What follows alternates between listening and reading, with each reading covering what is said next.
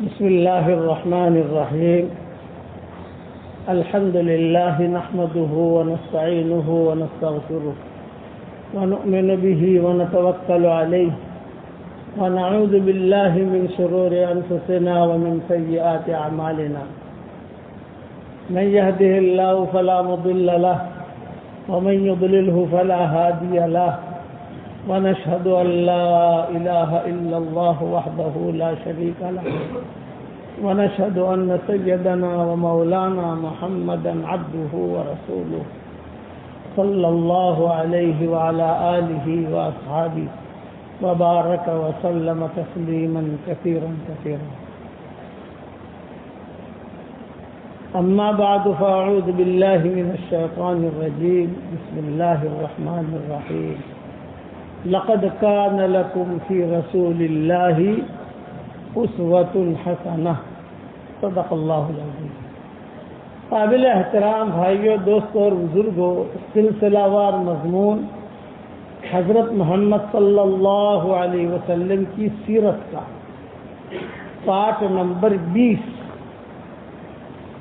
اب حضرت خدیجہ رضی اللہ تعالی عنہ حضور صلی اللہ علیہ وسلم کے بارے میں بہت متفکر تھی. کبھی عداس کے پاس لے جاتی تھی، کبھی بحیرہ راہب کے پاس لے جاتی تھی. وہ آیا ہوا تھا وہاں. بحیرہ راہب تو اصل شام کا ہے، لیکن یہ لوگ مکہ مکرمہ آتے تھے عبادت کے لیے. اور عداس جو ہے یہ رہتا تھا طائف میں، نصرانی. نینوا کا تھا. نینوا یہ حضرت یونس علیہ السلام کا گاؤں ہے. نینوا یہ وہاں کا تھا. اور کبھی ورقہ ابن نوفل کے پاس لے جاتی تھی. تو عداس جو تھا یہ نصرانی تھا.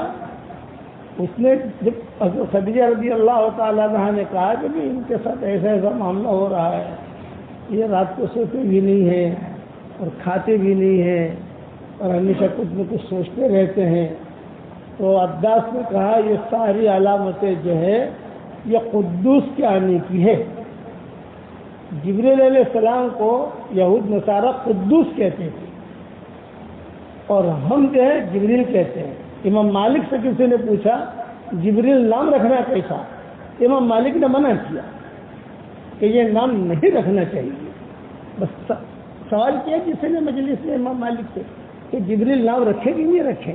امام مالک نے کہا یہ بہت اونچا نام ہے، یہ نام ہمیں نہیں رکھنا چاہیے. یہ جواب دیا اپنے شاگردوں کو. شاگرد میں سے بیٹھے ہوئے تھے، ان کے جو بڑے بڑے شاگرد تھے وہ. تو یہ عداس نے کہا قدوس کا مکہ سے کیا جوڑا؟ یہ تو سب یہاں بھرے ہوئے ہیں جو ہے یہاں، قدوس یہاں کیسے آ گیا؟ یہ عداس نے جواب دیا. لیکن ورقہ ابن نوفل یہ سب سے بڑے عالم شمار ہوتے تھے. حضرت خدیجہ رضی اللہ تعالیٰ عنہ کے چچا زاد بھائی تھے اور مال بھی تھا. حضرت خدیجہ کا مال جو ہے یہ تو مشہور تھا، تو وہ مال ان کے خاندانوں کے اندر بھی تھا، چچاؤں کے پاس، چچا زاد بھائیوں کے پاس، سب کے پاس. تو یہ ورقہ ابن نوفل سے چپکے سے حضرت خدیجہ رضی اللہ تعالیٰ عنہ نے آ کر کہا کہ دیکھیے آپ میرے بھائی ہیں، میں نے تو ان سے نکاح ہی اس وجہ سے کیا ہے کہ اللہ کے نبی ہونے والے ہیں. تو ورقہ ابن نوفل نے کہا تیری چوائس ٹھیک ہے، تجھے نہیں رہنا، گھبرانا مت. اب اسی صلی اللہ علیہ وسلم کو نبوت مل گئی. حضرت خدیجہ رضی اللہ تعالیٰ عنہ نے کہا کہ 100% یہ فرشتہ ہے، یہ شیطانی حرکت نہیں ہے، فرشتہ ہے. بات ہو گئی اور نبوت مل بھی گئی. حضرت جبریل بھی آ گئے اور شق صدر بھی ہوا، جو کچھ بھی ہوا میں بیان کر چکا ہوں. کہ ایک مرتبہ حضور صلی اللہ علیہ وسلم نبوت ابھی ابتدائی حصے میں ملی ہے، لیکن حضرت خدیجہ نے حضور صلی اللہ علیہ وسلم سے پوچھا کہ حضرت بہت ادب کے ساتھ میں عرض کرتی ہوں، ایک سوال کرنا چاہتی ہوں، اگر آپ محسوس نہ کریں. لیکن نبی کے سامنے کوئی بات کرنا اس میں بھی ادب ہونا چاہیے، سوال بھی با ادب ہونا چاہیے. کیا کہنا چاہتی ہو تم؟ آپ نے فرمایا نہیں پوچھو.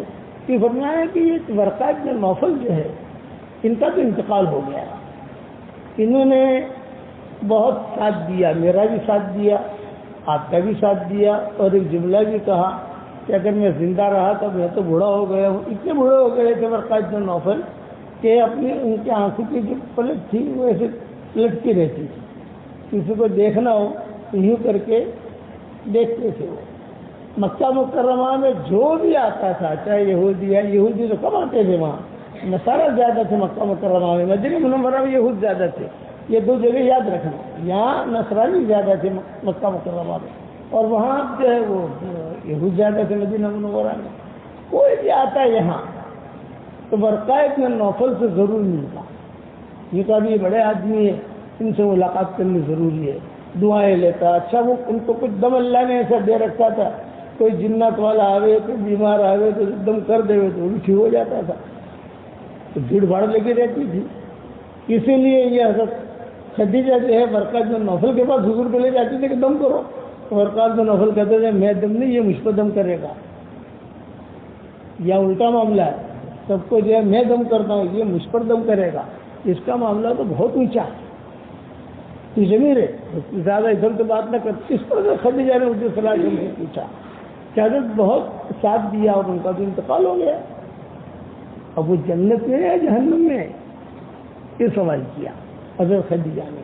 تو حضور صلی اللہ علیہ وسلم نے فرمایا دیکھو میں نے ورقہ ابن نوفل کے لیے جنت میں 2 باغ دیکھے ہیں، خواب میں مجھے دکھائے گئے، اور میں نے ان کو دیکھا 2 سفید کپڑوں کے اندر بہت خوبصورت چہرے کے ساتھ کسی جگہ بیٹھے ہوئے ہیں۔ یہ تو جواب دیا حضور صلی اللہ علیہ وسلم نے حضرت خدیجہ کو، لیکن جب اسلام عروج پر آیا اور حضرت عائشہ سے نکاح ہوا، چونکہ حضرت عائشہ بھی ورقہ بن نوفل کے بارے میں جانتی تھی، ابھی تو پیدا بھی نہیں ہوئی تھی حضرت عائشہ، تو عائشہ تو بعد میں پیدا ہوئی نا، حضرت فاطمہ جو ہے یہ بڑی ہیں، حضرت عائشہ چھوٹی ہیں عمر کے اعتبار سے۔ ایک مرتبہ مدینہ میں بھی حضور صلی اللہ علیہ وسلم سے حضرت عائشہ نے سوال کیا کہ ورقہ ابن نوفل کے بارے میں کیا کہتے ہیں؟ یہ فرمایا ہے کہ عائشہ ورقہ ابن نوفل کو برا مت کہو، یہ مدینہ میں کہا حضور نے، یہاں تو حضور نے مکہ مکرمہ میں کہا تو خدیجہ رضی اللہ تعالیٰ عنہ کو کہ ورقہ ابن نوفل کو برا مت کہو، میں نے اس کے لیے جنت میں 2 باغ دیکھے ہیں، اس کا معاملہ ویسا ہی ہے جیسے زید کا ہے۔ ورقہ ابن نوفل اور زید یہ دونوں ایسے آدمی تھے مکہ مکرمہ میں کہ جن پر پورا مکہ متفق تھا۔ تو یہ زید روزانہ رات کو آتے تھے کعبے کے پاس اور آ کر کہتے تھے کہ اللہ بس مجھے تو تجھ سے محبت ہے، میں تو تجھ کو جانتا ہوں اور کسی کو نہیں جانتا، یہ کہتے تھے، زید نام تھا ان کا۔ وہ بھی اسی طریقے سے مر گئے، یعنی آپ صلی اللہ علیہ وسلم کے زمانے میں تو تھے آپ، لیکن آپ نے نبوت کا بھی اعلان نہیں کیا تھا، اس سے پہلے وہ بھی مر گئے، اور اس سے پہلے ورقہ بن نوفل بھی مر گئے۔ تو حضور صلی اللہ علیہ وسلم نے ورقہ بن نوفل کے بارے میں کہا کہ خدیجہ میں نے اس کے لیے 2 باغ دیکھے ہیں، اور اللہ کی ذات سے اچھی امید ہے، کیونکہ یہ میرے اسلام اعلان کرنے سے پہلے تک گئے ہیں اور یہ شروع سے اللہ کو مانتے تھے، یہ سمجھ لو گا اعلیٰ دین اعلیٰ ملت عیسیٰ، وہ شمار ہوگا اعلیٰ ملت عیسیٰ، عیسیٰ علیہ السلام کی ملت پر۔ زید کے بارے میں حضور صلی اللہ علیہ وسلم کہتے تھے کہ زید کو جو ہے برا مت کہو، اس لیے کہ وہ اچھا آدمی تھا، اللہ تعالیٰ نے ان کی دعا ایسی سنی کہ ان کی اولاد میں سعید ابن زید پیدا ہوئے، عشر مبشرہ، حضرت عمر کی بہن سعید ابن زید یہ عشر مبشرہ میں سے ہے، ان کی دعا بھی قبول ہوتی تھی سعید ابن زید۔ تو کہتے تھے صحابہ کے لیے تو وہ تو گیا آپ صلی اللہ علیہ وسلم کی نبوت ملنے سے پہلے دنیا سے، لیکن وہ جو اللہ سے بات کرتا تھا کہ اللہ میں تو تجھ کو پانی دوں گا، میں تو صرف تجھ کو جانتا ہوں اور کسی کو جانتا ہی نہیں ہوں۔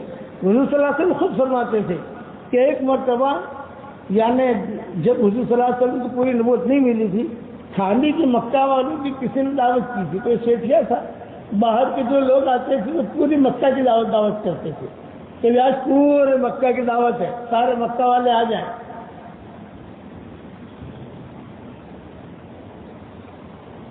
کہا فرماتے تھے میں دور کھڑا ہوا دیکھ رہا تھا، دسترخوان لگ رہے تھے، سب ٹھاڑ کے ساتھ جو ہے وہ کھانا کھا رہے تھے، لیکن یہ زید جو ہے یہ آئے اور اپنا چہرہ دکھا کر ایسا ایسا ہاتھ کر کے چلے گئے، نہیں کھایا انہوں نے۔ تو کسی نے پوچھا بھی آپ تو بڑے آدمی ہیں یہاں کے مکہ کے، آپ کھانے؟ بولے نہیں، میں جو ہے اس کھانے کو نہیں کھاتا جو اللہ کے نام کے علاوہ جس کو ذبح کیا گیا ہو۔ یہ جملہ انہوں نے کہا۔ اس پر حضور فرماتے تھے اسے خیر ملے گی، جو خیر بھی ملی کہ سعید بن زید جو ہے یہ پیدا ہوئے ان کے اولاد میں سے، سعید بن زید، ان کی بڑی تاریخ آتی ہے حضرت سعید بن زید رضی اللہ تعالیٰ عنہ کی، بڑے ان کے قصے آتے ہیں، لمبی عمر بھی انہوں نے پائی اور ان کی حدیثیں بھی بہت ہیں، وہ باپ کی سلیم الفطر میں جاتی۔ اچھا، اب چونکہ یہ بات ظاہر ہو گئی تو حضور صلی اللہ علیہ وسلم نے حضرت خدیجہ سے کہا کہ دیکھو یہ بات تو یقینی ہے کہ اللہ نے مجھے نبی بنا دیا ہے، اب کیسے مکہ والوں کے سامنے پیش کرے؟ ڈر لگتا ہے، سارا مکہ جو ہے وہ اچھل پڑے گا، کرے نہیں بات کیا کہ جی اتنا پرانا ہمارا دھرم چلا آ رہا ہے۔ تو حضور صلی اللہ علیہ وسلم نے تو خدیجہ دونوں مشورہ کر رہے تھے کہ کیا کرنا چاہیے۔ سب سے پہلے تو خدیجہ نے اسلام قبول کر لیا، مجموعی طور پر مردوں میں، عورتوں میں، بچوں میں سب سے پہلے حضرت خدیجہ نے اسلام قبول کیا ہے، حضرت ابوبکر سے بھی پہلے، حضرت علی سے بھی پہلے۔ مجموعی طور پر دیکھا جائے کہ سب سے پہلے حضور صلی اللہ علیہ وسلم کی بات کس نے مانی؟ ایک حضرت خدیجہ رضی اللہ تعالیٰ عنہا نے مانی۔ تو حضور صلی اللہ علیہ وسلم اور حضرت خدیجہ یہ دونوں باتیں کر رہے تھے کہ اب ہم کیا کریں، اللہ کا کیا حکم آتا ہے۔ اتنے میں سامنے جبریل دکھائی دیے تو حضور صلی اللہ علیہ وسلم نے خدیجہ سے کہا کہ وہ فرشتہ جو آتا ہے وہ آ گیا ہے، وہ سامنے کھڑا ہے، دیکھو۔ حضرت جبریل علیہ السلام صرف آ کر کھڑے ہوئے اور اپنی پاؤں سے یا اپنی ایڑی سے ایسے زمین کو تھوڑا سا گھسا تو اس سے پانی نکلا۔ جب پانی نکلا تو زمزم تو تھا ہی، پہلے سے تھا زمزم، یہ دوسرا زمزم تو وہ جو پانی نکلا تو جبریل علیہ السلام کی ایڑی سے تو حضور صلی اللہ علیہ وسلم بھی گئے وہاں، حضرت خدیجہ بھی گئی، یہ دو ہے، مکہ میں اور تو کوئی ہے نہیں۔ اور حضور صلی اللہ علیہ وسلم حضرت جبریل کو پہچاننا شروع بھی کر دیا تھا، نیا معاملہ تھا۔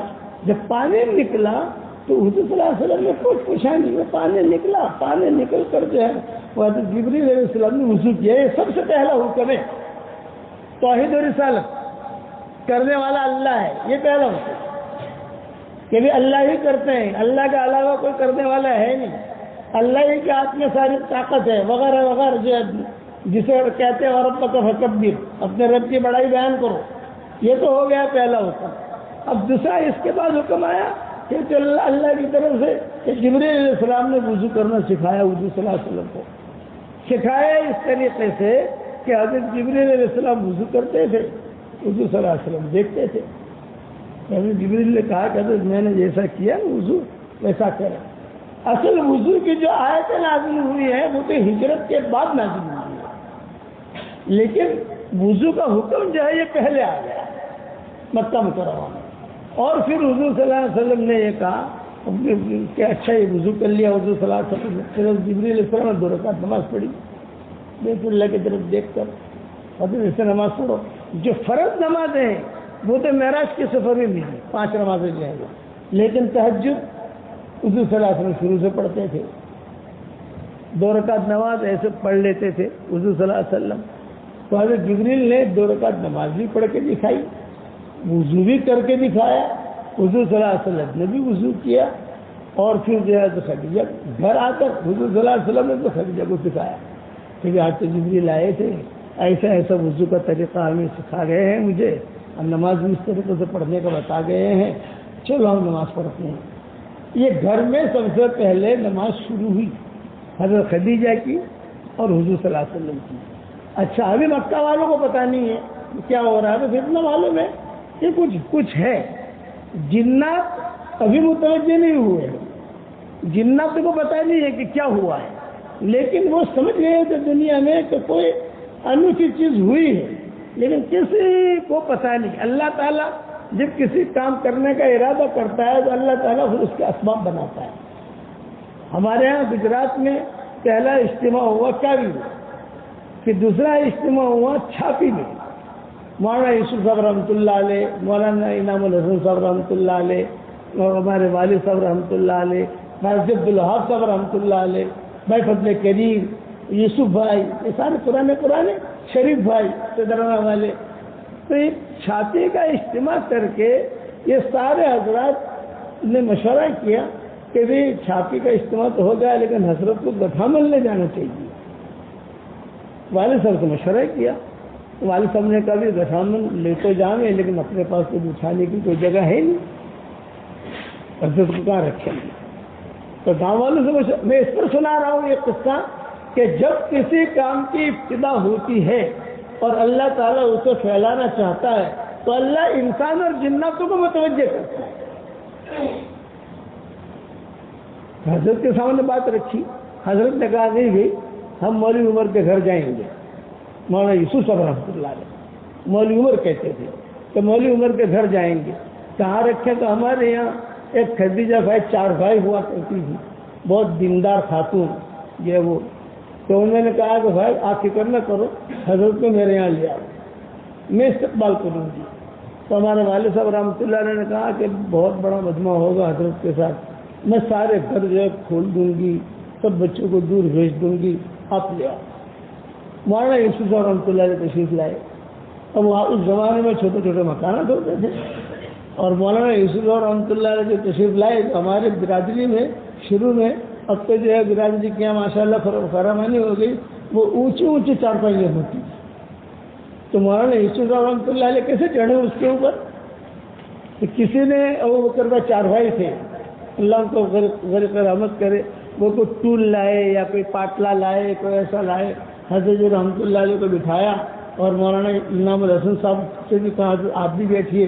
تو حضرت جی نے فرمایا نہیں بھی میں نیچے ہی بیٹھوں گا.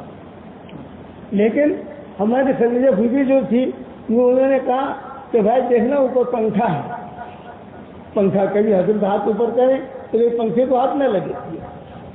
میں سامنے کھڑا ہوا تھا، میری عمر 5 سال یا 6 سال ہوگی انداز سے. تو مولانا یوسف رحمۃ اللہ علیہ نے پوچھا یہ لونڈا کس کا ہے؟ تو والد صاحب رحمۃ اللہ علیہ نے فرمایا میرا ہے. اچھا آپ کا لونڈا؟ یو پی میں لونڈا کہتے ہیں. آپ کا لونڈا؟ میں لاؤ میرے پاس ہوا.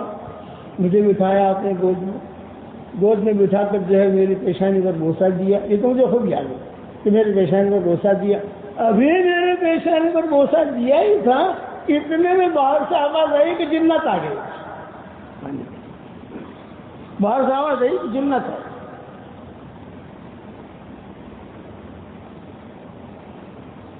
تو حضرت رحمۃ اللہ علیہ کا معمول تھا کوئی مشورہ کرنا ہوتا تو مولانا انعام الحسن صاحب رحمۃ اللہ علیہ سے ضرور کرتے. امیر وہ تھے لیکن یہ کہ ان سے رائے ملائے بغیر کوئی کام نہیں کرتے. یہ کہ جنت آئے تو مولانا یوسف صاحب رحمۃ اللہ علیہ نے پھر بوسہ دیا. بوسہ دے کر مجھے حوالے کیا والد صاحب کے، بولے بچہ سنبھالو. اب مولانا انعام الحسن صاحب سے پوچھا وہ تو آ گئے کیا کریں گے، مجمع بھی ہے سامنے. تو ہماری خدیجہ پھوپھی اللہ غریب رحمت کرے ان کو، انہوں نے کہا بھائی اندر بھی روم تھے، وہ ایسا آگے بڑا روم ہوتا ہے اندر چھوٹا روم ہوتا ہے، اس دور میں ایسا ہوتا تھا. تو ہاں یہ ٹھیک ہے. اندر جو ہے چلے گئے، جنات بھی چلے گئے، مولانا انعام الحسن صاحب بھی چلے گئے، مولانا یوسف صاحب بھی چلے گئے اور ہمارے والد صاحب بھی چلے گئے. 1-2 ساتھی جو تھے چلے گئے. وہاں جو بھی باتیں ہوئی جو بھی ہوا وہ ہوا. تو یہ میں حضور صلی اللہ علیہ وسلم کو بھی جب نبوت ملی تو جنات میں حرکت میں آئے سب جگہ سے، کبھی کوئی نئی چیز آئی ہے کوئی نئی چیز آئی. اور یہاں حضور صلی اللہ علیہ وسلم کا حال یہ کہ حضور صلی اللہ علیہ وسلم پریشان. لیکن ہمیشہ یاد رکھنا کہ سورج اپنی جتنی بھی گرمی دکھائے سمندر کو سکھا نہیں سکتا. سورج جتنی بھی گرمی دکھائے، باطل جو ہے جتنی بھی گرمی دکھائے، لیکن جو دل کا سمندر ہے اس کو سکھا نہیں سکتا. وہ بنیادوں کے ساتھ اوپر ہوا ہے اور اللہ کی مدد کے ساتھ وہ اوپر ہوا ہے. یہ بنیادیں تھی اس وقت میں. تو حضور صلی اللہ علیہ وسلم نے خدیجہ رضی اللہ تعالیٰ عنہ سے فرمایا کہ جو کسی کو پتہ نہ چلے بھی ہم تو نماز شروع کر دیں. تو حضرت خدیجہ نے حضور صلی اللہ علیہ وسلم نے چپکے چپکے گھر کے اندر 2 رکعت نماز پڑھنی شروع کی. حضور پڑھاتے تھے، حضرت خدیجہ رضی اللہ تعالیٰ عنہ پڑھتی تھی. خواجہ پہلے چھوٹے تھے یہ کھیلتے کھیلتے آ جاتے تھے. اب ابو طالب چھوٹے چھوٹے کھیلتے کھیلتے آ جاتے تھے تو دیکھتے تھے کہ یہ کیا. حضور صلی اللہ علیہ وسلم سے خدیجہ نے کہا کہ وہ علی آئے تھے دیکھ گئے یہ. تو اس نے فرمایا کہ بڑا ٹینشن ہے یہ, علی نے دیکھ لیا اور اگر باہر جا کے کہہ دیا, خاص طور سے ابا سے جا کر کہہ دیا ابو طالب سے, تو بڑا معاملہ ہوگا. دوسرے دن بھی آ گئے خالی ایسا دیکھ کر چلے گئے. تو حضور نے ان کو بلایا اور بلا کر کہا بیٹھو, دیکھو ابھی تم بچے ہو, میں بھی تمہیں اللہ کی طرف بلاتا ہوں. ہم نے یہ نماز پڑھی ہے, لیکن مہربانی کر کے آپ مکہ میں کسی کو مت کہنا, اور خاص طور سے اپنے ابا سے مت کہنا.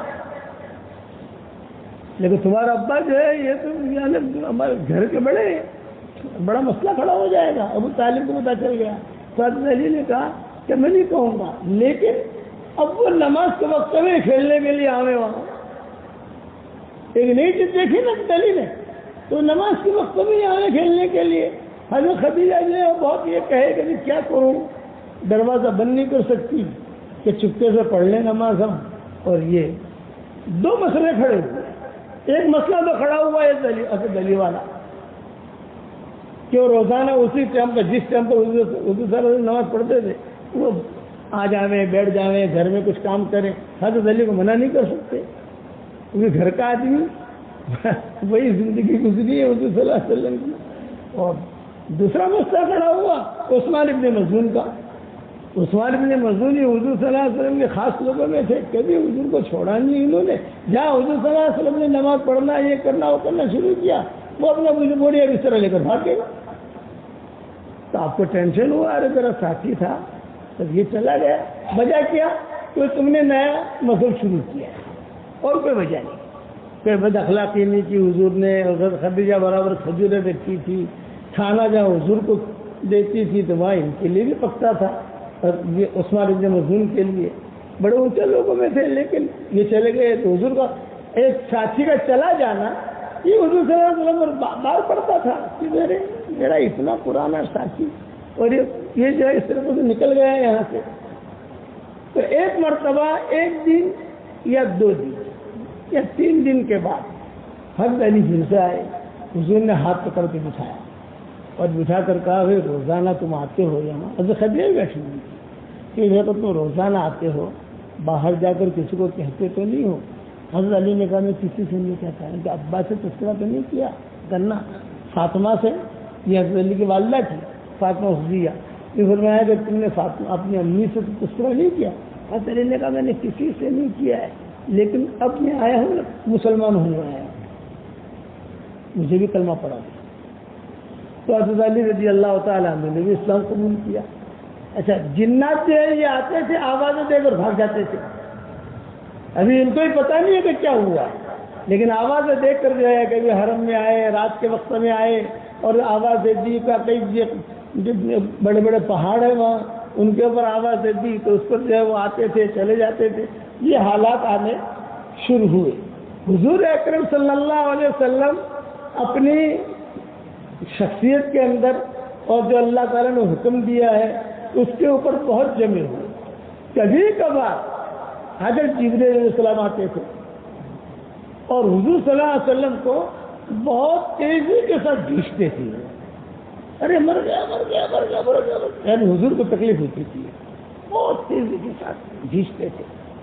ایک مرتبہ تو 3 مرتبہ گھیچا کہ جان نکل جائے گی میری. وہ کیا تھا, وہ علم منتقل کر رہے تھے, روحانی علم جو آسمانوں سے آتا ہے. زندگی گزرتی رہی. صدیق اکبر رضی اللہ تعالیٰ عنہ ابھی مسلمان نہیں ہوئے, لیکن صدیق اکبر کا قرب حضور سے اس لیے تھا کہ حضور صلی اللہ علیہ وسلم کو پہچانتے تھے کہ یہ محمد ہے. اللہ کے نبیوں سے اکبر سے نہیں پہچانتے تھے کہ یہ محمد ہے. اور یہ جو ہے ابو طالب کے ہیں, یہ رہتے تھے وغیرہ وغیرہ, جیسے گاؤں کے اندر لوگوں کو پہچانتے ہیں. تو حضور اکرم صلی اللہ علیہ وسلم ایک مرتبہ جا رہے تھے تو آپ صلی اللہ علیہ وسلم نے ابو بکر سے کہا رستے میں, ابو بکر اللہ تعالیٰ نے مجھے نبوت دی ہے, اور خدیجہ بھی مسلمان ہو گئی، علی بھی مسلمان ہو گئے، اور میں تم کو بھی دعوت دیتا ہوں، تم بھی مسلمان ہو جاؤ۔ تب صدیق اکبر نے پوچھا مسلمان ہونے کا کیا مطلب ہے؟ نہیں فرمایا مسلمان ہونے کا مطلب یہ ہے کہ اللہ تعالیٰ کی صرف ہم عبادت کریں، اللہ تعالیٰ کے ساتھ کسی کو شریک نہ ٹھہرائیں، اللہ تعالیٰ جو ہے یہی کرنے والے ہیں، اسی نے آسمان زمین سب پیدا کیا۔ اب اتنی بڑی بات تو صدیق اکبر نے کھڑے کھڑے آنکھیں بڑا، ارے یا محمد اتنا بڑا دعویٰ پوری مکہ کے اندر۔ آہستہ سے کہا کوئی دلیل ہونی چاہیے، ورنہ لوگ جو ہے نا کہیں گے کہ یہ کیا، آہستہ سے تو دلیل۔ تو حضور نے کیا کہا؟ دلیل چاہتا ہے؟ ہاں دلیل کچھ ہونی چاہیے۔ تو آپ نے فرمایا دلیل رؤیاک الذی رأیتہا فی الشام، یہ حضور نے فرمایا کہ تو دلیل کہتا ہے، دلیل تیرا خواب ہے جو تو نے شام میں دیکھا تھا۔ اب حضرت ابوبکر تو پاؤں تلی کی زمین سے بچ گئی، خواب یاد آ گیا۔ ابوبکر جاتے تھے شام میں، مکہ والے شام میں ان کے سفر ہوتے تھے، تو وہاں انہوں نے خواب دیکھا تھا پانی کا۔ صدیق اکبر نے وہاں خواب دیکھا تھا،